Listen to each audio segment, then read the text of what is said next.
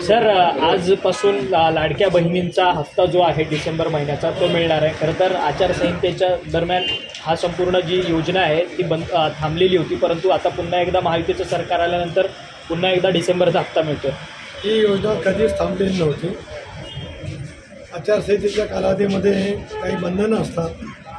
महाराष्ट्रातील तमाम माय माऊलींनी जे काय महायुतीला प्रचंड अशा पैकी अभूतपूर्व यश प्राप्त करून दिलं, त्यामुळे ही योजना अधिक प्रभावीपणाने सुरू ठेवण्याचं नियोजन आमच्या सर्वांच्याकडे होतंच. त्याच्यातच आज डिसेंबर महिन्यातील जे काही वितरण करायचं होतं त्याची राज्य सरकारने सुरुवात केलेली आहे. हे सरकार वचनबद्धतेचं सरकार आहे.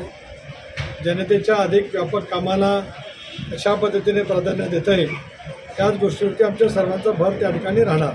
सर, लाडकी बहीण योजना खरं तर तुमची मुलगी आदिती तटकरे जी कॅबिनेट मंत्री झाले त्यांच्या खात्यातून पुन्हा एकदा महिलांना हा सगळा लाभ मिळणार आहे. एक बाप म्हणून किती अभिमानाची गोष्ट आहे. नक्कीच अभिमान लेखीचा तर आहेच, कारण ही योजना सफल करण्यामध्ये, यशस्वी करण्यामध्ये आदिती आणि तिचा सर्व त्या विभागांतील सचिव आणि ते शेवटच्या स्तरावरती काम करणाऱ्या माझ्या अंगणवाडी सेविका असतील, त्या भगिनींच्यापर्यंत या सर्वांचं सामुदायिक यश आहे.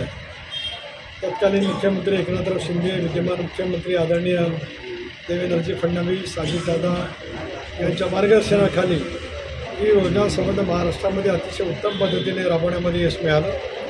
मला विश्वास आहे की देवेंद्रच्या नेतृत्वाखाली, दादा एकनाथरावांच्या नेतृत्वाखाली सुद्धा या योजनेची व्यापकता अधिक निश्चितपणाने सफलतेच्या माध्यमातून महाराष्ट्राच्या कानाकोपऱ्यामध्ये पोहोचेल. उद्या एनडीएची एक महत्त्वाची बैठक दिल्लीत होते. सर्व जे प्रमुख आहेत एनडीएचे त्यांना निमंत्रित आहे. राष्ट्रवादी काँग्रेस पक्षाकडून त्याच्या बैठकीसाठी कोण जाणार नाही.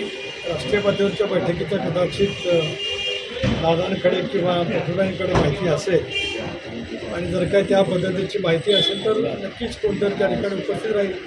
सध्या बीडवरून प्रचंड प्रमाणामध्ये टीका सुरू आहे. बीडचा बिहार झाला, गँग चौक असे पुरुष परिस्थिती आहे, अशा पद्धतीच्या टीका होत आहेत. ते 1300पेक्षा जास्त लायसन्स बीड जिल्ह्यात दिल्यात आणि त्यामुळे टीका होते मंत्र्यांवर. या संदर्भामध्ये माननीय मुख्यमंत्री महोदयांनी सभागृहामध्ये आश्वस्त केलं आणि अजितदादांनी सुद्धा बीड आणि परभणीला भेट देऊन स्पष्टपणाची भूमिका घेतली. न्यायालयीन चौकशी, SITच्या मार्फत चौकशी त्या ठिकाणी होते आहे. चौकशी सखोलपणाने व्हावी, पारदर्शी व्हावी आणि जे कोण दोषी असतील त्यांच्यावरती कारवाई केली जावी, ही सुद्धा राष्ट्रवादी काँग्रेस पक्षाची भूमिका आहे. चौकशीतून तथ्य लवकरात लवकर बाहेर पडेल असा आम्हाला विश्वास आहे. निवडणुका झाल्यात, आता राष्ट्रवादी काँग्रेस पक्षाचा पुढचा रोडमॅप कसा असणार आहे, कशा पद्धतीनं आता तयारी सुरू झाली? त्या रोडमॅपची सुरुवात आता आम्ही तयारी करतो. 2 दिवशीचं राज्यस्तरीय शिबिर आम्ही लवकरच नियोजित करतो आहोत.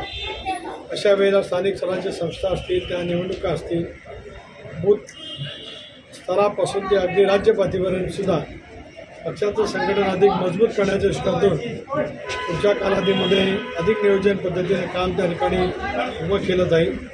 आणि मला विश्वास आहे की राष्ट्रवादी काँग्रेस पक्ष या निवडणुकीमध्ये मिळालेलं यश नजरेसमोर ठेवत पक्षाचं संघटन मजबूत करण्याच्या दृष्टीतून यशस्वी होईल. आम्ही रोडमॅप नक्कीच तयार करणार आहोत आणि पक्षाचं ज्या वेळेला हे 2 दिवसीय शिबिर होईल त्यावेळेला हे संबंध रोडमॅप हा अंमलबजावणीसहित आम्ही माझ्या सर्व प्रमुख कार्यकर्त्यांच्या समोर ठेवू.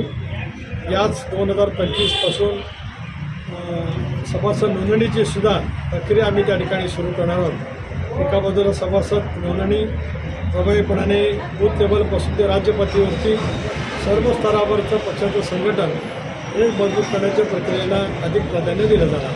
छगन भुजबळाचा एक सध्या विषय आहे. देवेंद्र फडणवीसांची नुकतीच भेट झाली, तर आता आपण देखील म्हणजे समीर भुजबळांच्या संपर्कात आहे असं देखील एक समोर आलं. नेमकं काय पुढे झालं? मी समीर भुजबळांशी या विषयावरती एकदा बोललेलो होतो. भुजबळ साहेब माझ्या माहितीप्रमाणे बाहेर गेलेले आहेत. ते आल्याच्यानंतर या विषयावर चर्चा जरूर त्यांच्यासोबत होईल.